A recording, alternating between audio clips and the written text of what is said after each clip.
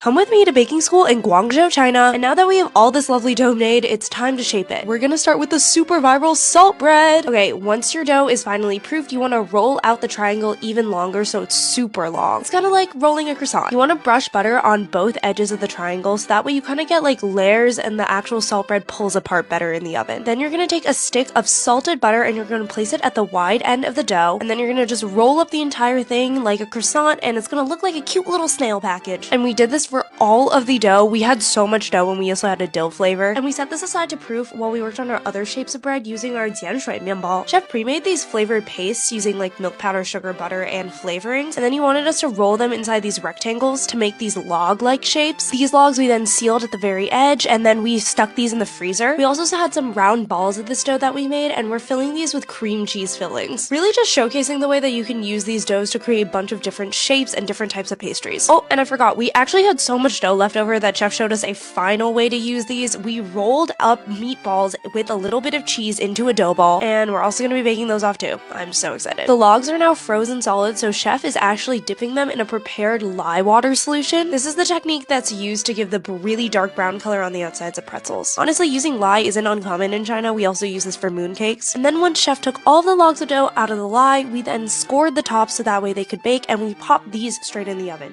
At this point, the salt bread is now also finished proofing, so we started popping trays of those in the oven as well. And here's everything looking all golden brown and delicious out of the oven. I'm so excited to show you the final spread. We have a few more things that have to go in the oven, and I will see you then.